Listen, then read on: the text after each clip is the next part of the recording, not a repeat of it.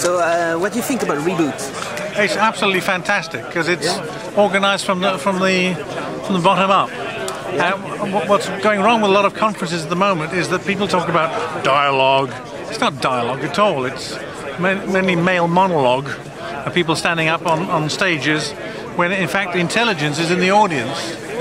And so the great thing here is that because it's organised from the bottom up and done on the web, people come here for great conversations. And it's so refreshing. I mean, I'm so fed up of travelling thousands of miles to sit in a darkened room to watch somebody else's PowerPoint presentation that I could quite easily download off the web. Oh, yeah. And so I've actually stopped going to conferences simply because I think, well, I need a reason to go.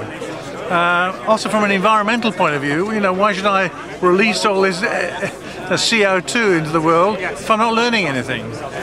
So what's refreshing about Reboot and conferences like it is indeed the conversation aspect. I mean, just look around you, all these people having great conversations. And what I'm trying to do, what you're trying to do, is also capture some of those conversations because it needs to be shared with people on a much wider scale. That's what I like about, for example, the TED conferences.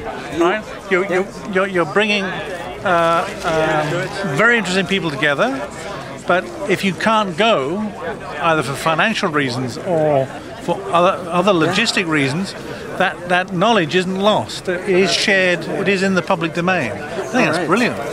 But you were at Lift also recently, right? I was in Lift. Yeah. And what do you think about that conference? I think that was great too.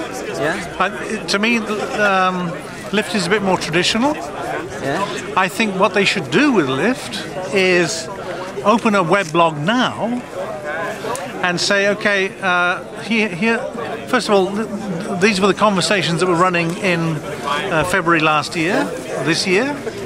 How can we continue the conversations throughout the year so that the next Lift isn't just 3 days when people get together in Geneva, but it's part of an ongoing discussion. And I think that's the challenge for keep that conversation going. And of course, a lot of the conversations are just natural. Okay, pleased to meet you, and pleased to take part in a short conversation. I don't need to continue it, but there are some very important topics that came up at Lift that I think need more continuous conversation. So, have you been at Reboot before? No, this is my first time. I don't think my last. All right. I'm very impressed. Impressed. And what can you say? What you do normally? What are you doing? Well, I call myself a media anthropologist and insultant.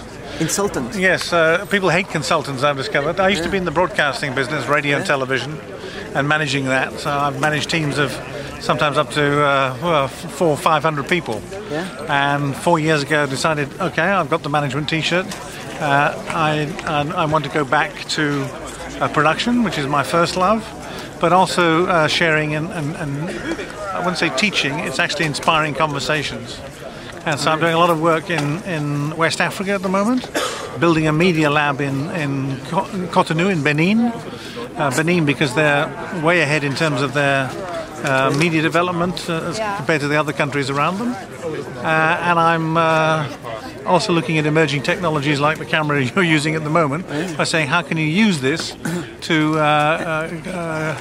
actually capture conversations. I mean, this on the radio side, because radio is extremely important in West Africa, this is a flash microphone. Right? And flash? Yes. It's flash memory in there. It's got flash memory, and it's great for podcasting. Oh, yeah? How long time you can record with it? You can record 3.5 hours. So if you haven't come up with the answer to the question in 3.5 hours, then people won't listen to it. What do you think about the one laptop per child since Lift? Anything new happen? Do you think about that? They've got competition. Apparently, Intel wants to release a similar laptop, but I think Intel doesn't understand what it's about. One laptop per child is. Yeah, you could say it's about laptops. It's actually about education, reforming education. So I was skeptical when I first went to DLD and had the chance to talk to Negroponte. You talked with him there? I had a brief chance because he was very busy. But actually, my concern was, when is the first laptop going to be on eBay? And what are you going to do about? There's going to be a potential breakdown.